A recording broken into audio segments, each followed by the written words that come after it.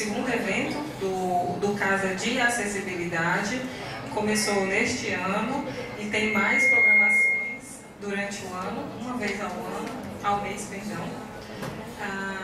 Vou me apresentar, né? Eu faço hoje parte do projeto Casa, me chamo Alessandra, sou professora do Departamento de Engenharia de Pesca e fiquei de hoje, né, apresentar nossas convidadas para falar sobre altas habilidades. Então nós temos aqui a professora Tânia, que é professora aqui da casa, né, da FACED, fez mestrado e doutorado, né, nessa linha de educação, tem uma especialização nessa linha de altas habilidades e é membro, né, da acessibilidade, né, do UFC Inclui. E parceira aqui importante aqui do projeto UFC Inclui. E a Karina, ela é estudante, né, de graduação da pedagogia, né, também aqui da FACED. Ela é bolsista PAIP, né, num programa de permanência. E ela, junto com a professora Tânia, tem um projeto, né, intitulado... Agora esqueci. Nenhum potencial pode ser desperdiçado. Então elas duas hoje vão falar, né, sobre esse assunto que está, né, sendo bastante em voga agora, e para a gente não, né, alongar muito, eu passo a palavra aqui e eu acho que a sequência vai ser essa, né? Elas vão fazer uma apresentação e no final a gente abre, né, para discussões e perguntas, ok? A presença de vocês, o Projeto Casa solicitava pessoas bonitas e inteligentes, porque me parece que o auditório está cheio delas. Gente, eu me chamo Tânia, eu sou professora de psicologia, adoro dizer que eu sou professora dos professores das novas gerações. Eu tenho a oportunidade de ensinar psicologia para os alunos da pedagogia e os alunos de todas as licenciaturas. Estou vendo alunos meus aqui, agradeço a presença. Eu queria inicialmente agradecer a presença de todos, mas há pessoas que são muito especiais que estão aqui presentes, como a professora Wanda Leitão, que é diretora da Secretaria de Acessibilidade. É uma grande alegria tê-la presente aqui conosco. Muito obrigada. A professora Geni, que é uma referência na área de educação especial. Muito obrigada, professora, pela presença. A professora Alessandra, que está conosco no Projeto Casa. Meu digníssimo marido veio nos prestigiar. Uma amiga a quem tem muita afeição, que é a Raquel Paim, que inclusive é casada com um grande estudioso do assunto, o professor Igor Paim, a mãe da Karina aqui presente, a professora Sinara da Unilab, a professora Débora, que é chefe de departamento.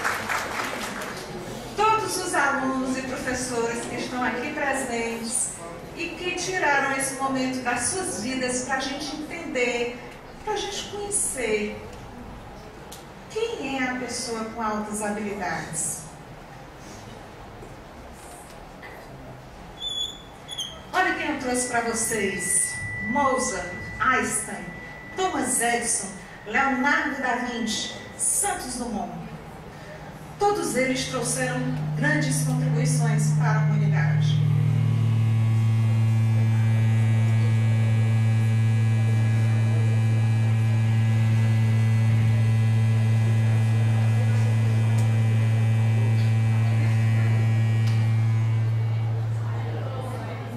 Pronto? O nome é tão forte que mexeu com as energias do ambiente. Deve ter sido Thomas Edison na história da lâmpada. Essas pessoas mudaram a história da humanidade, trouxeram contribuições significativas. Depois de cada uma dessas pessoas, o ramo do conhecimento que elas trabalharam, que elas se dedicaram, nunca mais foi o mesmo.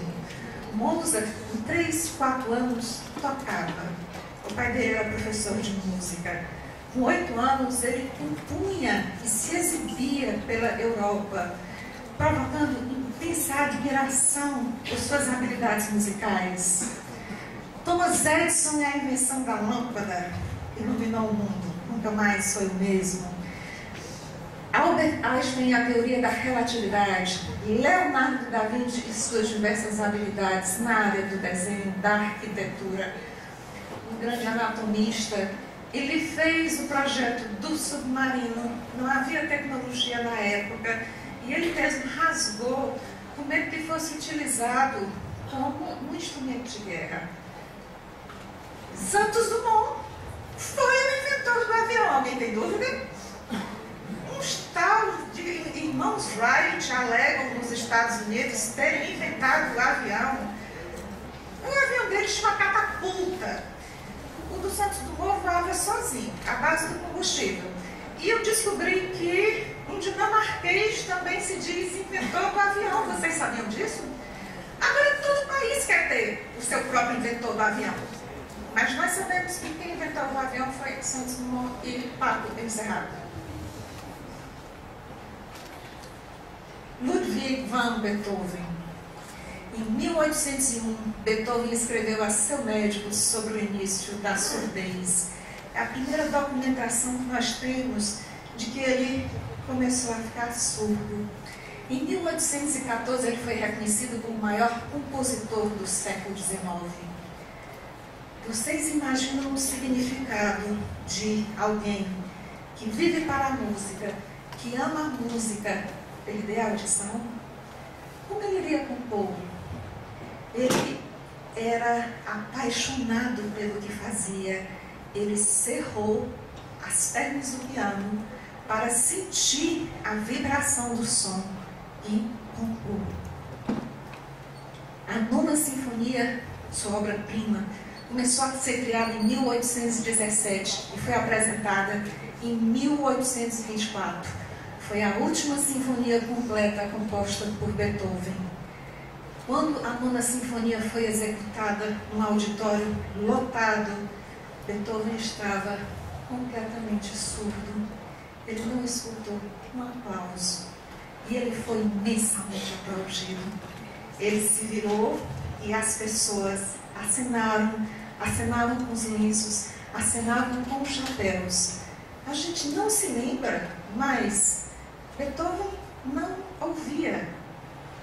No final da sua vida, ele não escutava praticamente nada. E isso nos leva a uma reflexão. Pessoas com deficiência podem se destacar por suas extremas habilidades. Louis Braille. Ele ficou cego em 1812, em um acidente na oficina do pai.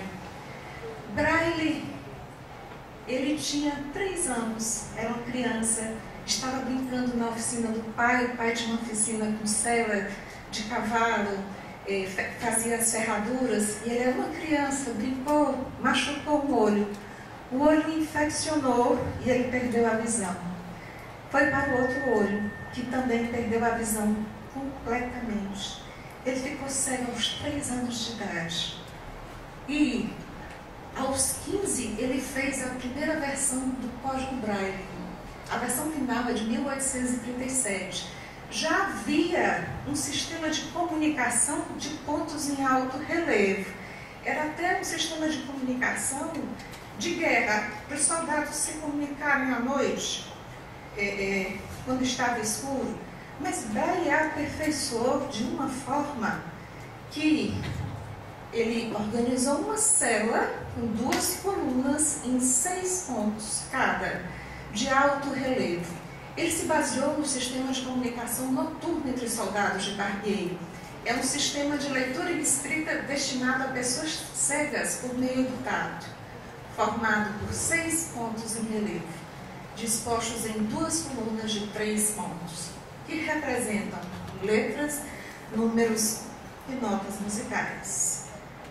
Beethoven não escutava nada no final da vida. Braille ficou cego muito cedo. Stephen Hawking, considerado o mais brilhante físico teórico desde Einstein, com 21 anos foi diagnosticado com esclerose lateral amiotrófica. Ela uma doença que vai comprometendo os movimentos, você vai perdendo gradativamente os movimentos. Ele era um deficiente físico, morreu recentemente. Por sinal, ele nasceu no dia da morte de Galileu e morreu no aniversário de Einstein. Ele realmente veio para marcar a física, deu contribuições significativas ao estudo de buracos negros.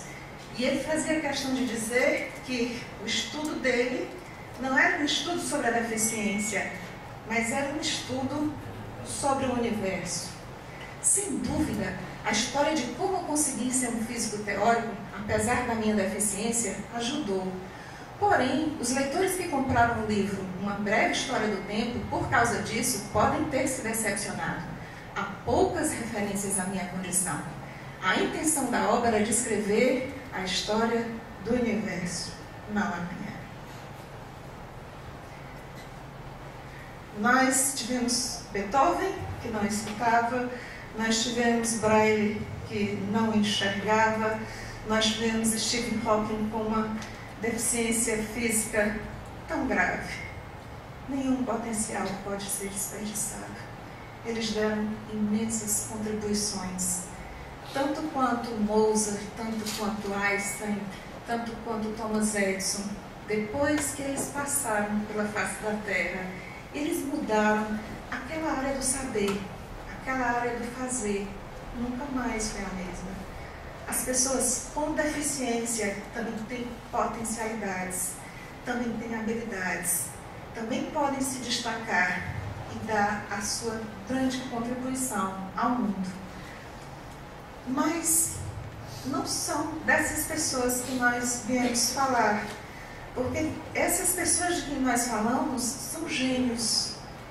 Nós viemos falar de pessoas com altas habilidades, superdotação. O gênio é alguém que entrou para a história. Ele deu uma contribuição significativa que mudou a história do saber e a história do fazer.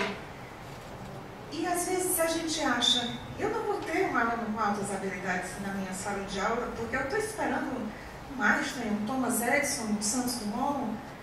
Não, nós talvez sim tenhamos nossos gênios em sala de aula, mas certamente na vida de um professor nós teremos um aluno com altas habilidades, superdotação, e eles não são exatamente quem nós pensamos que eles são. Eu trouxe uma pessoa muito especial para falar com vocês, vou passar um trechinho da reportagem. Ricardo Oliveira, eu me correspondi com ele por e-mail, mandou um abraço a todos. Para quem não conhece, nós vamos conhecê-lo agora através de uma reportagem do Domingo Espetacular. Olá, tudo bem? Feliz Ano Novo! Feliz Ano Novo, Janine! Feliz Ano Novo para todos nós! O primeiro Domingo Espetacular do ano começa agora ao vivo com histórias surpreendentes do sertão do Brasil. E o primeiro personagem descoberto por nossos repórteres é um jovem considerado um fenômeno da matemática, um exemplo de força e superação para começar o ano novo. Todo dia, tranquilo, devagarzinho, ele vai para a escola na cadeira motorizada que ganhou da prefeitura. O pai sempre por perto, paciente, cuidadoso. Essa deficiência está muito difícil. Para o pobre já é difícil, as coisas já é muito difíceis para o pobre. E para um pobre deficiente. Você imagina como eles ajudaram.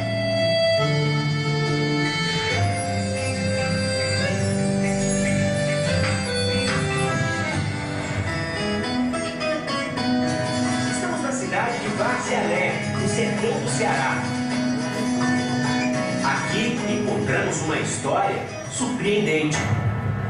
Um garoto tem uma doença genética chamada atrofia muscular espinhal.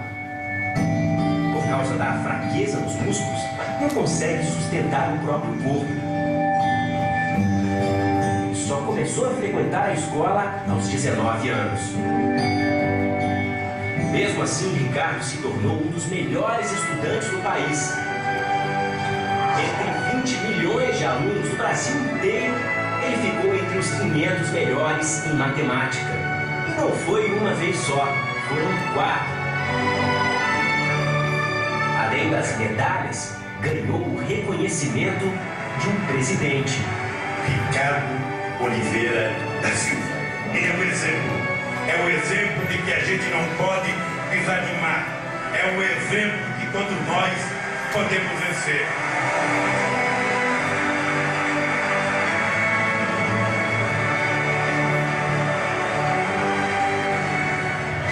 Hoje, Ricardo tem 22 anos. As dificuldades começaram quando ainda era pequeno.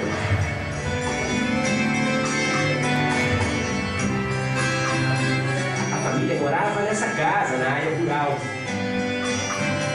Aqui tem que ser assim, porque, olha só, como eu terreno até aqui.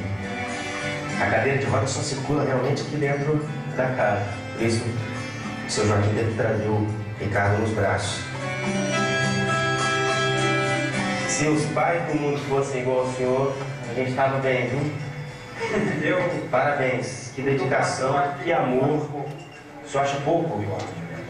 Seu Joaquim conta que ele e a mulher perceberam a doença quando o Ricardo chegou à idade de dar os primeiros passos. Ele começou a ficar de pé e desmorecia, ou seja, perdia a força.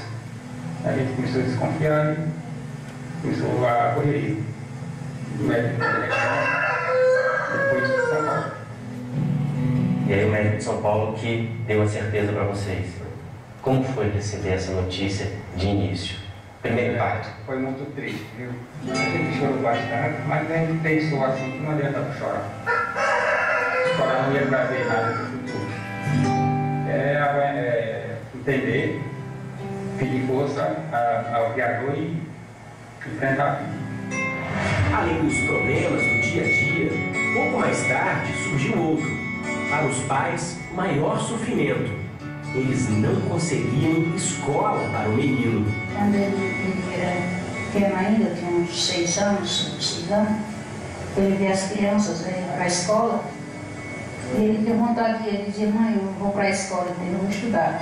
E aquilo eu doía porque eu sabia que ele era difícil de frequentar a sala de aula, né? Era muito doído a gente ver o filho querer estudar e saber que não podia. Mas a mãe não desistiu. Mesmo só tendo estudado até a 6ª série, começou a alfabetizá-lo em casa. Disse, não, Ricardo, eu vou estudar em casa com vocês. Aos 15 anos, finalmente Ricardo foi matriculado, mas não frequentava as aulas. A professora é que ia até a casa dele, uma vez por semana. Para criança ficava no chão, com fleitos. Ah, o chão era a cadeira e a mesa dele. Para mim era uma alegria. É muito importante para mim.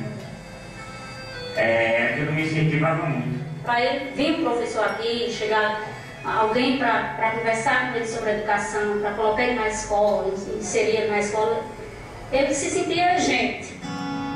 E esse sacrifício enorme que a professora fazia era para poupar um sacrifício ainda maior para o Ricardo e para o seu Joaquim. Para ir para a escola, eles enfrentavam esse caminho aqui, que na verdade era ainda pior.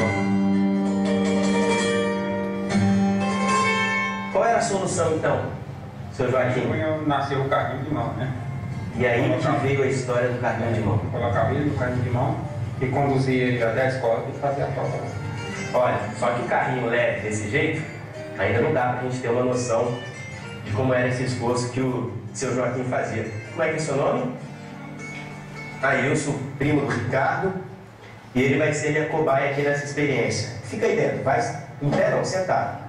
Isso. Como que era na hora dele subir? Ele colocava uns lençóis aí, forrando, aí sentava ele, ficava mais ou menos arrumadinho,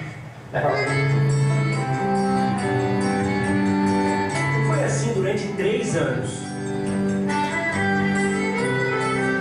Ricardo reforçava os estudos pelos livros do irmão mais novo, que era ótimo aluno e até hoje super estudioso. Olha, ele sempre levava material. Ele vinha nas férias, ele vinha lá em casa, pegava o livro. Uma vez ele trouxe, foi uma carroça. aquela carroça, e encheu de livros para passar as férias estudando. Brinquedo militar era os livros. E Ricardo aprendia rápido, principalmente matemática. Essa sala aqui me traz gosto de lembrança, um pouco de saudade.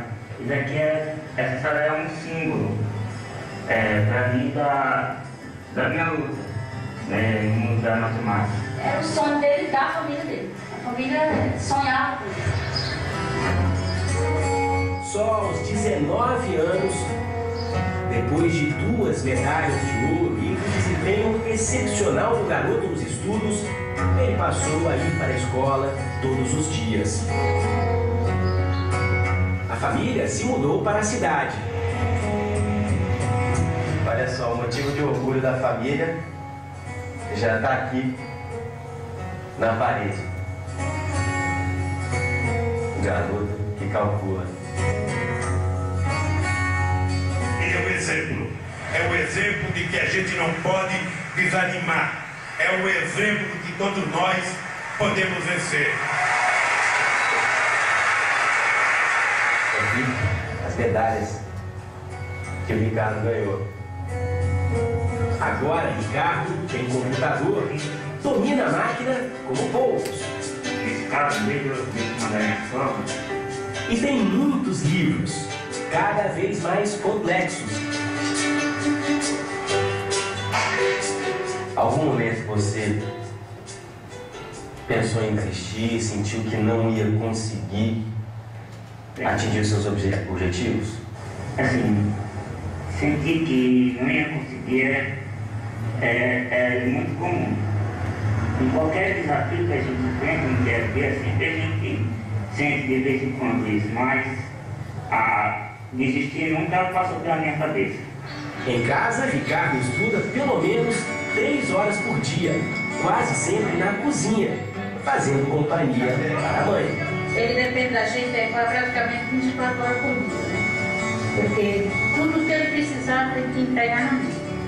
E ele tem aquela calma, ele não se estressa, não fica aborrecido, não reclama, ele nunca reclamou por nada, nunca. Aí quando às vezes eu estou um pouco estressada, eu olho para ele, vejo que ele é um exemplo.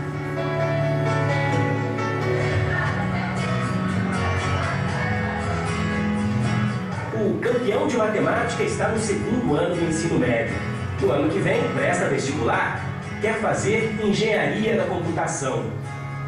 Realmente assiste às aulas com atenção e sempre participando, com muita facilidade ele aprende a desenvolver as questões. É muita dificuldade na história dele, é muito difícil. E ele nem por isso ele desistiu. Ele continuou e provou para todo mundo que estudar vale a pena.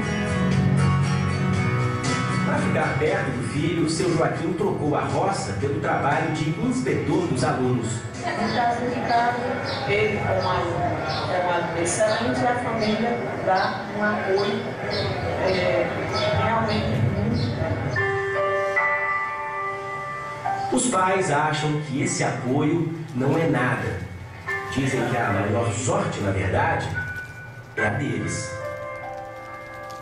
Um filho como Ricardo, com a cabeça que ele tem, eu acho que todo mundo queria ter um filho desse jeito. E eu tenho muito orgulho do filho.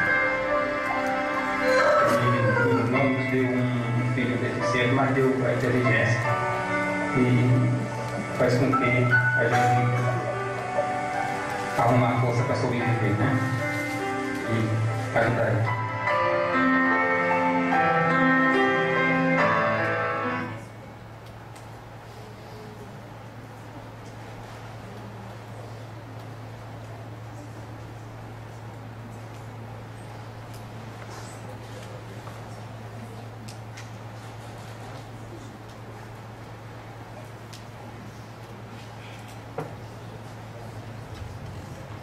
Quem aqui já havia ouvido falar no Ricardo Oliveira?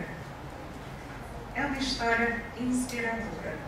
O Ricardo Oliveira é cearense, de Vargas Alegre, ganhou várias Olimpíadas Nacionais de Matemática, não nasceu num ambiente economicamente favorecido e ainda apresenta essa deficiência. É muito bonito quando a mãe dele diz que o brinquedo dele era estudar. E ele queria tanto ir para a escola, queria tanto.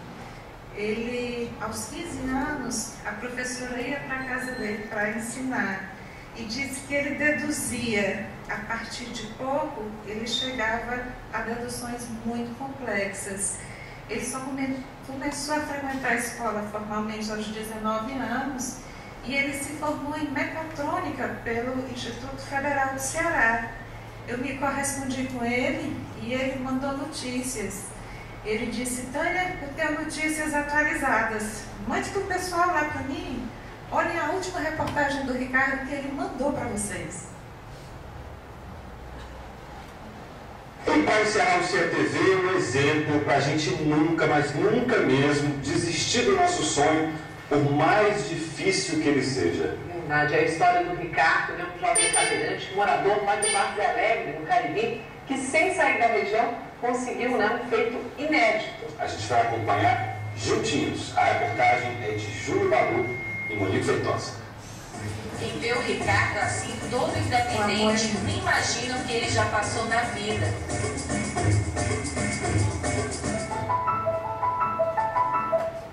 Conseguiu, né, um feito inédito. A gente vai acompanhar juntinhos. A reportagem é de Júlio Balu e Monique Feitosa.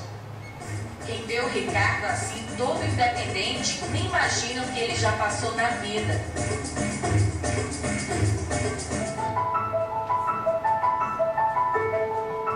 Em 2008, para Ricardo chegar à escola, era preciso contar com a ajuda, a disposição e a força de outras pessoas. O único acesso era por essa estrada de terra. Da terra também saía o sustento da família. Filho de agricultores, Ricardo aprendeu a ler e a escrever com a mãe, em casa mesmo. A primeira vez numa sala de aula só foi possível aos 17 anos. Uma doença neurológica comprometeu a musculatura, mas não diminuiu a força de vontade.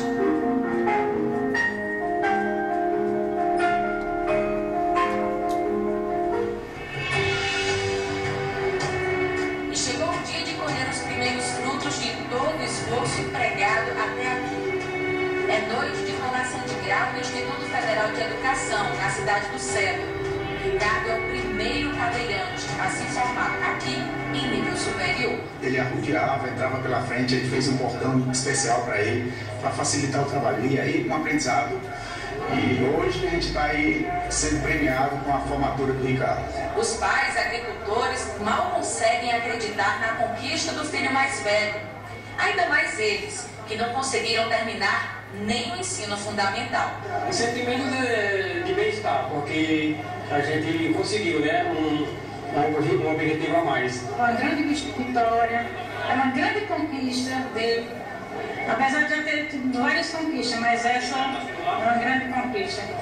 E a gente está muito feliz, não tem nem como escrever, né, o que a gente sente, porque é uma alegria que é enorme. Se os pais estão explodindo de felicidade, imaginam Ricardo, que trilhou um caminho difícil até aqui. É difícil assim expressar o que eu sinto no momento, mas posso dizer que é um momento assim marcante na minha vida. É algo que eu esperava muito, porque eu era considerado um analfabeto funcional. Hoje, aos 27, estou concluindo o meu curso superior. Ricardo, agora falta pouco para receber o diploma. Na colação de grau, entram as autoridades, em seguida os professores e depois os 23 formandos. Cada um é chamado para receber o diploma.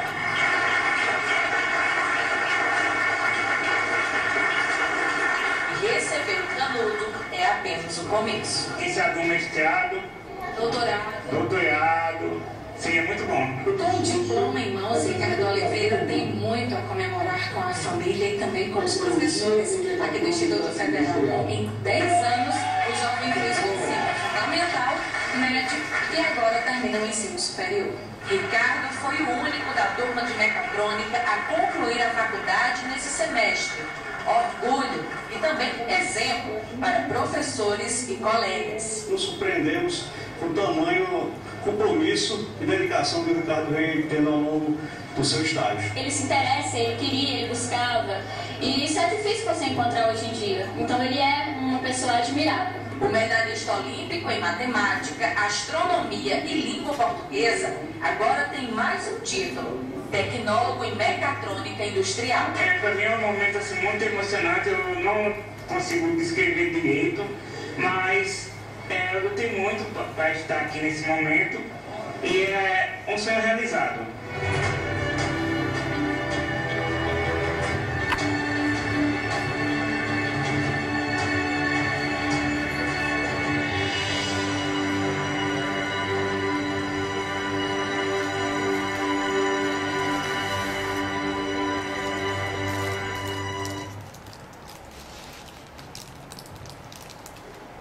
Eu queria agradecer ao Ricardo que se correspondeu comigo e gentilmente nos cedeu esse vídeo mais recente. Até agora, o que é que nós já sabemos? Existem pessoas com deficiência que podem atingir o patamar da genialidade, sim ou não? Existem pessoas com altas habilidades que podem ter deficiência, sim ou não? Existem pessoas com altas habilidades perto de nós? O Ricardo é cearense de Vaza Alegre.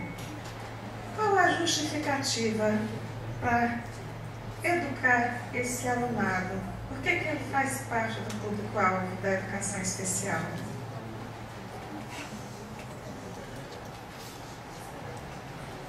Karina, é com você.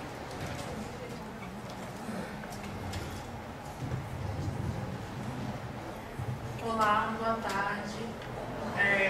Agora, momento solta o som, né, Gigi? Vocês...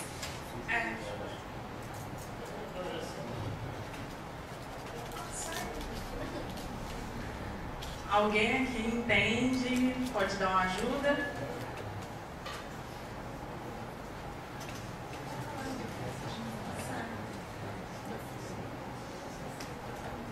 Bom, a gente tem aqui nossa ajudante técnica, né? Mas enquanto ela vai resolvendo isso aqui, vocês ouviram falar, né, agora foram iniciados nesse tema das altas habilidades e eu acredito que tiveram algumas expectativas rompidas, porque quando a gente fala desse tema, geralmente ele desperta muito interesse, muita curiosidade e as pessoas vão pelo senso comum e pensam que nós estamos falando de pessoas que estão no patamar da genialidade.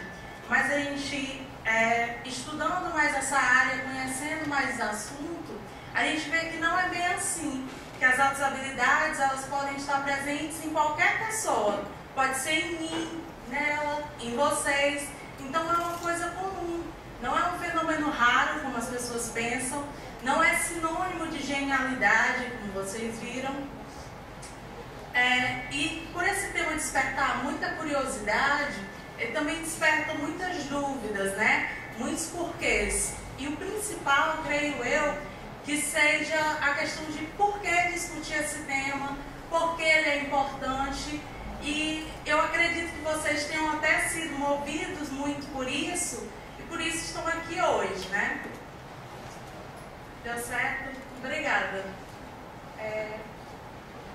Então, a justificativa para falar desse assunto, normalmente, ela é muito unidimensional. Ela analisa somente um caráter pedagógico, né? Então, a gente vê falar muito pouco de pessoas com altas habilidades, e sim estudantes com altas habilidades. Isso não é verdade, porque ninguém é estudante 24 horas por dia, todos os dias. E isso é uma justificativa que ela tem um caráter bem jurídico, né?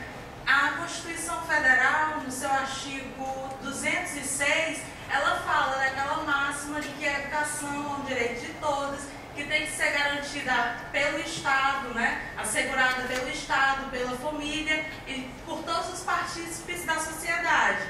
Mas a gente se prende muito a isso, a uma questão muito legatária, muito legal, de só porque está na letra da lei, entendemos muito pouco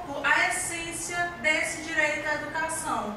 Por essência, o direito à educação, ele é o direito de aprender. E isso para todas as pessoas. Normalmente, as pessoas se prendem a um caráter muito sintético do que seria esse direito à educação. E as pessoas falam muito em escolarização e não em educação, porque níveis sintéticos de matrícula e frequência em uma instituição de ensino, sem se preocupar com algo a mais, não necessariamente estamos falando em educação, estamos falando de uma escolarização. A LDB, Lei de Diretrizes e Bases da Educação, ela, como o próprio nome diz, ela tem algumas discussões, alguns debates muito importantes e também muitas seguridades em torno desse direito à educação. E em seu capítulo 5º, ela traz a questão da educação especial. Quais alunos seriam chamados público-alvo da educação especial? Atualmente existe um tripé, que são as pessoas com deficiência, seja essa deficiência intelectual, física ou mesmo uma deficiência múltipla, os indivíduos que estão dentro de qualquer espectro, qualquer faceta do espectro do autismo, e por último nós temos as pessoas com altas habilidades de superdotação, que são muito pouco lembradas, né? E dentro de uma estrutura escolar, eu costumo dizer que esse aluno é um aluno invisível. Ele está presente, mas ninguém o vê, ninguém fala dele, ninguém se preocupa. E se nós pegarmos, vocês viram no início, a questão de grandes gênios, de pessoas que deram grandes contribuições sociais a nível revolucionário, né? Pessoas que mudaram para sempre a nossa jornada. E com isso a gente percebe que a nossa história, ela é contada a partir de marcos, né? Você tem vários períodos, vários acontecimentos, e por trás de toda grande missão sempre vai haver um grande missionário, né? Então a gente sempre consegue destacar em torno desses marcos pessoas que foram personalidades que se destacaram não porque eram as mais inteligentes, nem porque eram as mais bonitas, e nem tampouco as mais ricas, né, como a gente convencionalmente tende a falar. Elas deram essas contribuições porque elas tiveram oportunidades de dá-las. E quando a gente fala em oportunidade, é uma oportunidade global, permitir que a pessoa se desenvolva de maneira plena, integral e tenha um aproveitamento ótimo, tanto das suas potencialidades quanto das suas capacidades.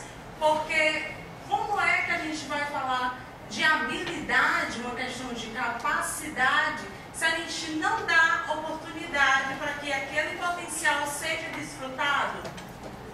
Então, vocês viram que ao longo de toda a nossa história, a gente sempre teve essas pessoas presentes, sejam como gênios, né, totalmente conhecidos, ou até mesmo aqueles que deram grandes contribuições, mas que infelizmente continuaram no anonimato.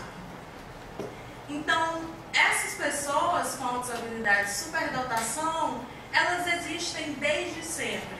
Sempre existiram, atualmente existem e vão continuar existindo. Então, quando a gente fala, às vezes o professor, ele tende a não se interessar tanto por essa temática, por achar que nunca vai ter um aluno assim em sua sala de aula. Mas por essa lógica que eu mostrei, todos os aqui presentes, aqueles que estão envolvidos com a docência, se ele não já teve um aluno com altas habilidades, ele tem agora, e se não tem agora, certamente ele terá no futuro. E a gente tem uma política muito assistencialista. Eu não sei se vocês notaram no depoimento da formação do Ricardo Oliveira, o diretor do campus dele falou: olha, a gente colocou uma porta aqui na lateral para facilitar o acesso do Ricardo. Ou seja, não se falava de acessibilidade lá. Quando se fala, né, de uma maneira geral, é muito uma acessibilidade arquitetônica e que as pessoas correm e vão atrás quando aparece uma pessoa assim para elas. E o que parece? Que é um favor, parece que é uma grande caridade, uma grande benevolência terem feito uma porta para o Ricardo. Porque a porta não é para o Ricardo, é para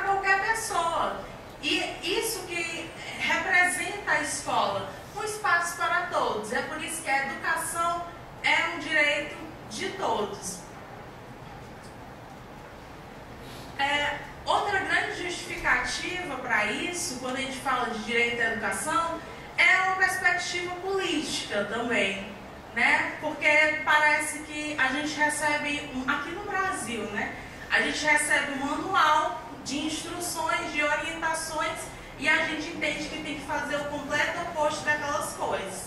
Então, o que a gente tem aqui não é uma política, é um sistema de politicagem. Como eu disse, é um clientelismo que ele reside até os dias de hoje.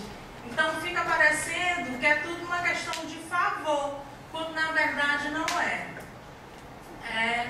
O MEC, vocês que estão assim, mais atualizados dessas questões do governo, ele está sofrendo um desgoverno muito grande, né? É como se fosse o Ministério da Desordem e do Regresso. Porque vocês viram que foi excluída a pasta sobre diversidade e inclusão no Ministério da Educação. E, inclusive, esse Ministério da Educação, que antes era o Ministério da Educação e Cultura, já sofreu uma aglutinação e hoje fica somente o Ministério da Educação, que agora a gente está de qualquer jeito, sem ter a quem recorrer para essa questão de diversidade. Quando nós analisamos, agora falando de uma perspectiva bem pedagógica mesmo, os professores dando discurso sobre esses públicos-alvo da educação especial, especificamente falando das pessoas com altas habilidades e superdotação, esses professores falam que não tem que falar de diversidade, de inclusão, que é uma coisa que estão falando tanto que já passa batido, que é algo assim que se torna até redundante falar. Mas o que a gente faz é um protótipo de inclusão, né? Nós fazemos uma integração, porque nós pegamos os indivíduos que estão alheios a uma sistemática e os colocamos junto dessa sistemática, mas sem propiciar nenhum apoio para que ele se desenvolva e que seja realmente um ator naquele sistema, naquela dinâmica. Então, alguns professores falam muito o seguinte: mas esses alunos são os excluídos e essas pessoas excluídas não tem espaço para elas aqui. E uma coisa que eu digo é que ninguém é excluído. Principalmente falando em educação, o que as pessoas são desapossadas, porque elas são impedidas de estar em um lugar que é delas, um lugar que é delas inclusive por direito. E o MEC, ele lança muitas notas técnicas. Nota técnica não é lei, mas é como se fosse. Ela tem peso de lei, mas não é. É quando um conjunto de especialistas eles se reúnem em torno de um tema e propõem uma nova documentação, por exemplo. São diretrizes que vão servir de orientação, principalmente na tomada de decisões. Isso é uma nota técnica. E o Ministério da Educação, especificamente falando desse assunto, ele já lançou por volta de 15 notas técnicas, o que é muito pouco. A gente percebe que é uma educação muito vulnerável e praticamente uma operação tapa-buracos. O que era para ser uma medida só de urbanização é utilizado em larga escala em todas as áreas do governo. E essas notas técnicas, elas falam muito sobre, especificamente, né, sobre essa questão do atendimento especializado. As pessoas, por incrível que pareça, também entendem mal essa questão do atendimento especializado. Vou resumir algumas notas técnicas que o MEC já lançou acerca desse assunto. Uma delas fala que agrega todo o público-alvo da educação especial, fala sobre a não necessidade de documentos comprobatórios para que você dê esse acesso à educação, ao atendimento especializado nas escolas. Isso é uma orientação, como eu disse. Não necessariamente vai ter peso de lei, vai ter um caráter punitivo se não cumprido. mas a principal justificativa para que isso aconteça é que o atendimento das escolas, ele já tem que ter previsto essa questão de valorização da diversidade, essa questão da inclusão e... respirar aqui. Essa questão da inclusão... Ai, eu esqueci. Não, só um comentário. Eu lembrei, pronto, voltou aqui. Como essa questão já é para ser prevista e uma inclusão em essência versa sobre isso, não necessitaria de um documento comprobatório para que você tivesse aquele atendimento educacional especial.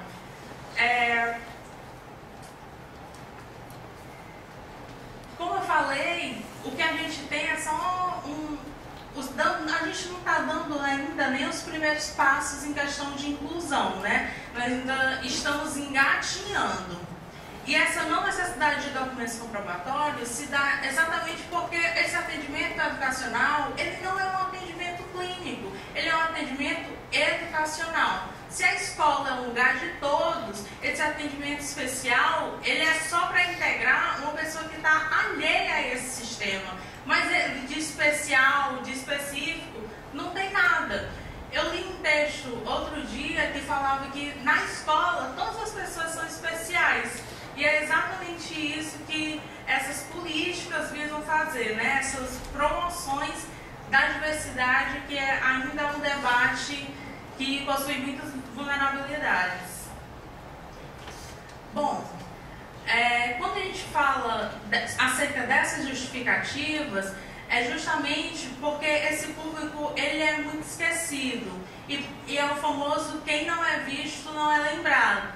Então, quando essas pessoas são esquecidas nessa essência do direito à educação, são esquecidas nas políticas públicas específicas, elas acabam tendo suas trajetórias desvirtuadas. O que isso quer dizer? Como você tem que ofertar oportunidades para que a pessoa tenha um ótimo desenvolvimento, quando essas pessoas são tolhidas disso, elas vão acabar tendo o seu caminho alterado. E qual é o caminho aqui no país que a gente tem que é de portas abertas para todo mundo? Sem dúvida é o caminho do crime. E a gente vê que muitas dessas pessoas são desperdiçadas, são potenciais e capacidades muito desperdiçadas aqui, porque a gente acaba fechando os olhos, tem uma postura muito vendada para essas pessoas. E eu trouxe a história, como vocês veem na manchete, a história de 2 alunos aqui do Brasil, 2 pessoas que eram do interior de Minas Gerais. Aí a foto deles, quando eles eram crianças, hoje já são adultos, já passaram dos 40 anos.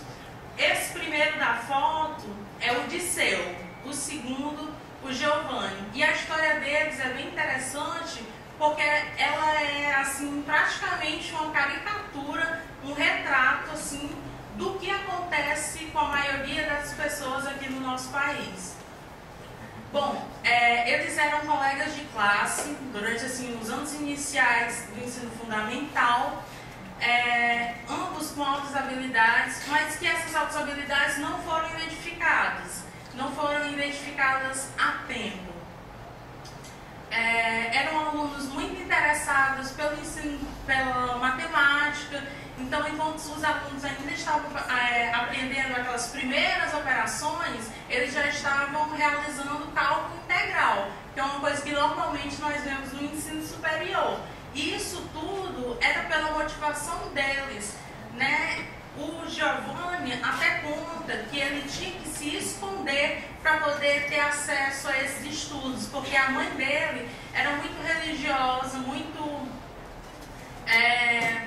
supersticiosa também, e ela achava que aquilo era algo assim demoníaco, porque ninguém ensinava aquele menino e como é que ele ia aprender sozinho. Porque isso também é um grande estereótipo de que esse aluno ele vai poder caminhar com as próprias pernas, que ele não precisa de ajuda, que ele aprende sozinho e e vamos deixar ele ir assim. Isso não é verdade. Todos esses alunos, eles precisam de um suporte especial em todas as áreas de sua vida, né? Como eu disse, ninguém é aluno, ninguém é estudante durante todo o tempo, né? São pessoas. Então, quando você fala de crianças com altas habilidades, você está falando de crianças. Quando você fala de adolescentes, de jovens e até idosos com altas habilidades, nós temos sempre que lembrar que eles não estão restritos àquela perspectiva unidimensional da escola e por aí vai. Como os professores desses alunos não sabiam como lidar com eles, eles achavam que, por eles serem muito dispersos, porque enquanto os professores ainda estavam ensinando coisas básicas que eles já sabiam, eles estavam pesquisando outras coisas. Então, vendiam a imagem de que eram alunos desinteressados, desatentos. Isso leva até uma confusão de identificação, porque levantaram a suspeita em torno do segundo da foto, Giovanni, de que ele poderia ter alguma deficiência intelectual ou algum transtorno de aprendizagem. E encaminharam ele para estudar na APAI, né? Associação de Pais e Amigos Excepcionais. Ou seja, não tinha nada a ver, fizeram uma identificação totalmente equivocada, isso tudo por puro desconhecimento. Então, vocês imaginam aí, porque ninguém vai poder voltar no tempo ou pedir para um aluno parar, esperar, para quando tiver recursos para ele. Né? O que foi perdido, o que você pode fazer é tentar reaver aqueles danos, porque eles vão existir inevitavelmente. Esse menino, o Giovanni, quando ele estava na APAI, ele disse que se sentia profundamente incomodado, porque o ritmo lá de aprendizado era muito reduzido. Ele dizia que se na escola regular ele já se sentia bastante entediado, porque ele achava que aqueles conteúdos estavam atrasados, na APAI esse sentimento se intensificou. Aí ele disse que teve uma ideia, né, de fingir que estava acompanhando os estudos da APAI, de que estava totalmente incluso, para dar uma ideia de que ele estava curado. E foi isso que ele fez e o plano dele deu certo, porque ele acabou voltando para a escola regular justamente por isso, porque achavam que o problema dele já estava resolvido. E aí foi quando ele começou a fazer o estudo. Ele é um grande autodidata. Então, desde muito cedo, ele já tinha conhecimento de vários idiomas e porque ele pesquisava sozinho. E conforme os anos foram passando, chegando no finalzinho já do ensino médio, né, pode-se dizer assim, esse menino, o primeiro, o Disseu, ele teve muitos problemas familiares, então ele acabou se afastando da escola, ele teve que substituir esses estudos pelo trabalho, seus pais faleceram, ele teve que cuidar de um irmão que só era 2 anos mais novo do que ele, então ele teve muitas dificuldades e muitos problemas pessoais que, junto com essa não assistência educacional, culminou em muitas problemáticas para ele.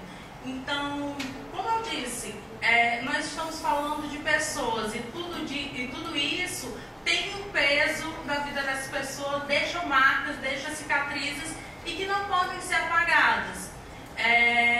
O Disseu, ele, por ter a vida totalmente desequilibrada, ele não continuou os estudos. Quando ele foi para o mercado de trabalho, ele teve subempregos e nisso ele começou a cair no alcoolismo. E como ele não tinha amparo de ninguém, nenhuma orientação, ele foi se afundando mesmo nessa vida e o final dele foi um tanto quanto trágico, diferente do menino Giovanni, porque o Giovanni, ele foi garimpado por um instituto que identificava pessoas com altas habilidades. Então, mesmo que já sendo considerado uma identificação um pouco tardia, como ele já era quase um adulto, mas ainda assim ele teve um aproveitamento que é incomparável se formos falar do Disseu, né? Hoje, ele é pesquisador pela USP, concluiu o doutorado lá em educação. ele fala 7 idiomas, ele tem um instituto de formação de professores sobre altas habilidades, né?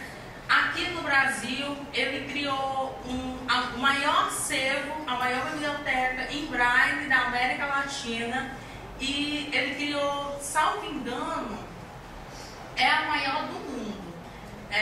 Biblioteca só sobre artigos de política, especificamente o assunto democracia.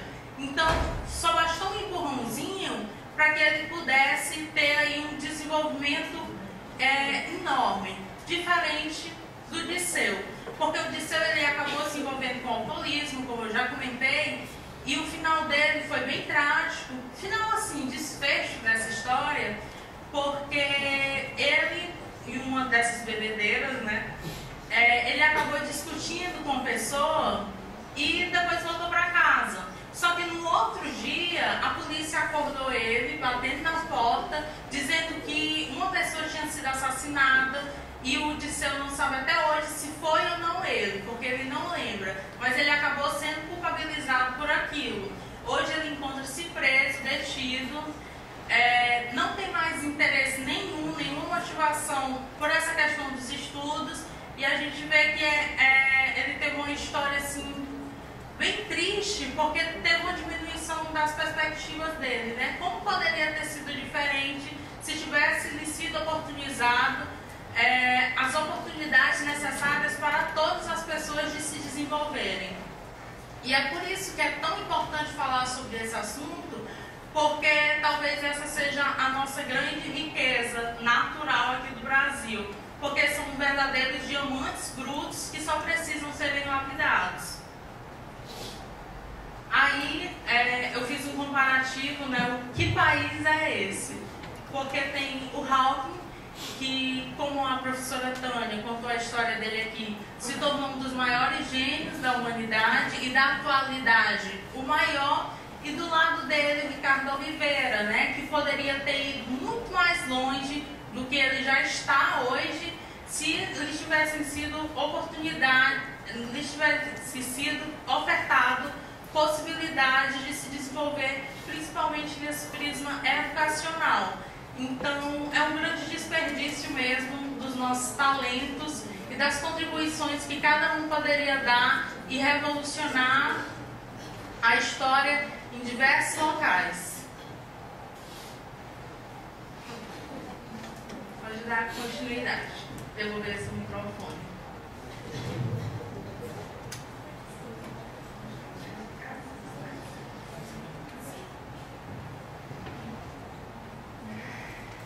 A Karina nos apresentou que se a gente não investir nesse alunado, a pessoa perde seu direito de desenvolver o seu potencial, que é um direito de todos. A educação é para que cada um desenvolva as suas potencialidades plenamente. A pessoa não se adapta socialmente, nós podemos perder mentes brilhantes, e a Karina esclareceu que o crime está de portas abertas, né, Karina? Você falou desses diamantes. Onde eles estão? Durante o século XX, houve cálculos e se estimaram porcentagens. Há uma diferença de intensidade, genialidade, altas habilidades, superdotação e talento. Nós teríamos, em termos de habilidades escolares, acadêmicas, cerca de 25% de pessoas talentosas, de 3 a 5% de pessoas com altas habilidades, superdotação. Nós teríamos, em termos de gênios, um gênio por 1 milhão de pessoas. Essas pessoas, elas são pessoas com deficiência, são pessoas sem deficiência, são homens e mulheres de todos os credos, estão presentes em todos os segmentos sociais. E no Brasil, com a população de 209.770.663, quem é bom em matemática para me ajudar? Vamos lá, Karina. Calcular aí 25%, 3 a 5, 1 por milhão. 1 por milhão. Eu tive a ajuda dos universitários, que são da área de exatas, os meninos me ajudaram a calcular, e eles estimaram para mim que no Brasil, eu procurei esses dados do IBGE no fim de semana, nós teríamos, em termos de habilidades acadêmicas, utilizadas no ambiente escolar, principalmente em torno da matemática e da língua portuguesa, cerca de 52 milhões de pessoas talentosas. Sabe quantas pessoas com altas habilidades de superdotação existiriam no país, na área acadêmica? De 6 a 10 milhões e meio de pessoas. Gente, o Brasil teria, por essa estimativa, 210 gênios. Um gênio faz a diferença numa área do saber e do fazer.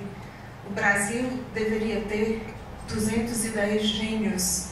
6 a 10 milhões de pessoas com altas habilidades e superdotação, 52 milhões de pessoas com talento. E a pergunta que não quer calar é: onde estão essas pessoas e que rumo elas tomaram?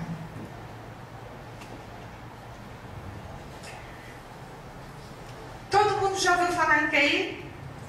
Os testes de inteligência? Eu vou explicar para você o que é o QI. A inteligência é algo tão estudado quanto incompreendido. O que é inteligência? Quanta coisa a gente teria para dizer? Tentar definir o que é inteligência. E no século XX tentaram dar um número para a inteligência. Já pensou? A minha inteligência equivale a esse número, a sua equivale a esse número. Como fizeram isso? Fizeram testes com conteúdo escolar, principalmente conteúdo de matemática, conteúdo relacionado à sua língua, a língua vernácula, no nosso caso a língua portuguesa, e os alunos respondem esses testes, que é principalmente de uma lógica verbal e lógica matemática, e as respostas são comparadas com a sua faixa etária. Eu tenho uma criança de 10 anos que responde a questões que são feitas para adolescentes de 15, ela está avançada. Eu tenho uma criança de 10 anos que não responde as respostas para criança de 5, ela está com dificuldade. O início desses estudos ocorreu na França, porque Alfred Binet observou que nem todas as crianças em sala de aula tinham facilidade de aprendizagem, e ele começou a ver qual seria a forma de identificar essas dificuldades de aprendizagem escolar e poder dar um atendimento diferenciado àquelas crianças com dificuldade. E hoje em dia a gente só pensa no QI em termos de medir o intelecto das pessoas que se destacam com altas habilidades de superdotação. Eu vou precisar da ajuda de vocês. O QI é um quociente de inteligência. Ele vai dividir a idade mental pela idade cronológica. Deixa eu dar uma olhada no auditório. Vocês ali que são repetidos? Vocês têm cara de serem novos. Quantos anos vocês têm? 19 anos. A idade cronológica de vocês é 19. Se a idade mental de vocês for 19, quanto seria 19 por 19? Isso mesmo. Vezes 100, não terminou? 100. O que quer dizer um QI igual a 100? Um QI igual a 100 quer dizer que a minha idade mental é correspondente à idade cronológica. E é multiplicar por 100 para evitar números quebrados. Observem essa curva de distribuição normal, o 100 está bem no meio dessa curva. A maioria das pessoas está em torno do QI 100, é o QI da maioria das pessoas, é o QI mediano. Nos extremos desta curva, nós temos abaixo ou igual a 70, que seria um QI para identificar as pessoas com deficiência intelectual. E no extremo superior, igual acima a 130, nós identificaríamos altas habilidades de superdotação na parte verbal e lógico-matemática, na parte acadêmica. Vocês acharam que eu ia esquecer? Sheldon Cooper, ele é hiperdotado. considerado o mais brilhante físico teórico desde Stephen King. Deu contribuições significativas à teoria das cordas e à da matéria escura. Atualmente desenvolve pesquisas sobre um universo assimétrico e simétrico. E apresenta comportamento do transtorno do espectro do autismo, que é para não excluir ninguém do público-alvo da educação especial. Para quem é fã da série The Big Bang Theory, Sheldon tem altas habilidades. Eu não sabia se eu classificava como gênio, porque ele ainda não deu uma contribuição significativa à área da física teórica. Eu estou esperando por isso, e todos os fãs da série. Mas em um dos episódios, o QI dele é avaliado como 187. Qual é o QI a partir do qual a pessoa é identificada com altas habilidades de superdotação? 130. O QI do Sheldon é 187. A classificação do Sheldon é hiperdotado, a quem interessar possa. E eu trouxe uma frase característica da modéstia dele, da modéstia que o caracteriza. Esperto, eu teria que perder 60 pontos do QI para ser considerado esperto.